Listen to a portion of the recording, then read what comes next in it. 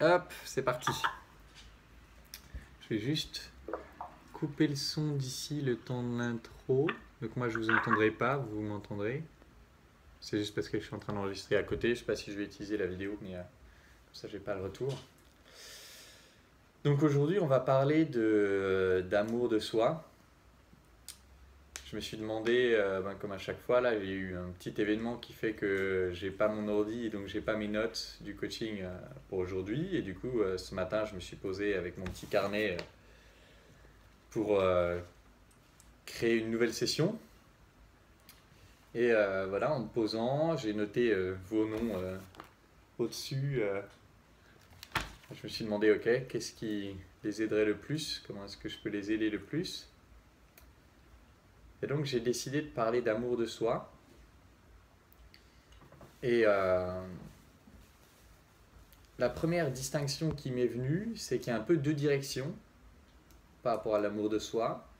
Il y a aimer ce que je suis ici et maintenant, et il y a mettre des actions en place qui font que ce sera plus facile pour moi d'aimer le ici maintenant du futur.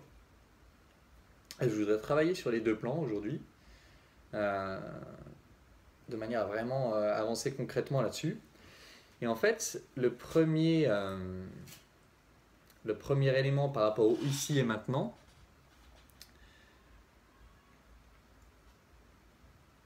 j'ai repensé à une phrase que Dan Millman avait dite où il parlait de la peur de parler en public et il disait la peur de parler en public, elle vient du fait de trop d'implications personnelles. On pense trop à soi et à ce qui va nous arriver si on parle en public et nos petits problèmes. Et je me suis dit, en fait, l'amour de soi, d'une certaine façon, c'est un peu pareil. Ouais, mais je m'aime pas parce que j'ai fait tel truc que j'aurais pas dû faire il y a 10 ans. Ouais, mais je m'aime pas parce que je suis pas assez bien. Je m'aime pas parce que les autres m'aiment pas, etc. Et il y a beaucoup au final, de moi dans cette histoire. Et je sais qu'à titre personnel, quand je kiffe la life, quand je fais un truc que je kiffe, je suis allé me promener avec un pote, un ancien du programme Séduction 3%, et on regardait les canards et les poules d'eau qui plongent et qui vont chercher les trucs. Quand tu regardes ça, c'est ouf, c'est hallucinant comme bestiole. Et, euh, et en fait, le simple fait de se connecter à ce que je kiffe dans la vie, j'oublie le moi et les problèmes du moi. Et du coup, je me dis d'une certaine façon, avoir des problèmes d'amour de soi, c'est un peu trop penser à soi au final, et trop se demander où est notre place dans le monde, etc. Si à la place de penser à moi, je regarde le monde et j'observe les trucs que je kiffe et je fais les trucs que je kiffe, alors je pense plus tellement à est-ce que je m'aime, est-ce que je m'aime pas, on s'en fout après. Et là, je reviens de l'hôpital, j'ai ma cousine qui est là-bas, elle a la mucoviscidose, il lui reste 2 ans de vie, de vraie vie où elle peut marcher et tout ça, plus 1 an avec des machines où elle ne pourra plus bouger. Donc en gros, il lui reste 3 ans de vie. Et je me dis, qu'est-ce que moi je peux faire que elle, dans 2 ans, elle ne pourra plus faire? Que je m'aime ou que je m'aime pas, il y a plein de trucs que je peux faire aujourd'hui que dans 2 ans, elle a 23 ans, elle aura 25 ans, dans 2 ans, elle ne pourra plus faire. Elle sera au lit, elle ne pourra plus bouger, elle pourra probablement difficilement parler. Qu'est-ce que moi, que je m'aime ou je m'aime pas, je peux faire qu'elle ne pourra plus faire? Et en fait, je pense que si j'ai observé dans ma vie en fait que les moments où j'étais le plus déprimé et où ma vie me faisait le plus chier, quand j'ai commencé à mettre des choses que je kiffais dans ma vie, faire ou voir, bah les problèmes de je suis déprimé, mon père est mort, nanana, c'était un peu secondaire quoi. Et ça m'a donné en fait,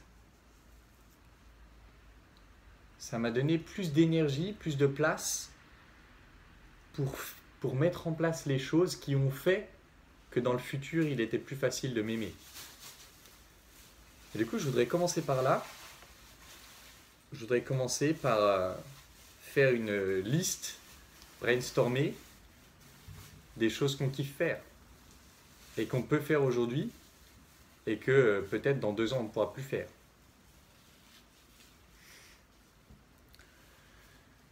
Et voilà, je voudrais qu'on fasse un petit tour, comme d'habitude, sur voilà, qu'est-ce que je peux faire aujourd'hui que je kiffe faire et où quand je le fais, je pense pas à est-ce que je m'aime ou est-ce que je m'aime pas. Et pour commencer, un truc que je kiffe faire et qui est facile à faire, que je peux faire n'importe quand, c'est aller regarder des animaux.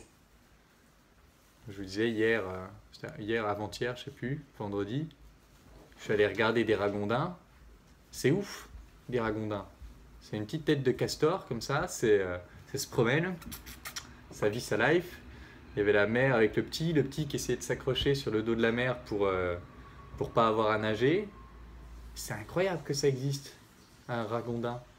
C'est un petit truc vivant comme ça, c'est ouf. Quand je le regarde, je trouve ça dingue. Et quand je regardais ces ragondins, je me disais pas est-ce que je suis assez bien, est-ce que je vis le but de ma vie, est-ce que ma copine va me quitter, je pensais pas à tout ça. Je voyais le ragondin, je kiffais le ragondin.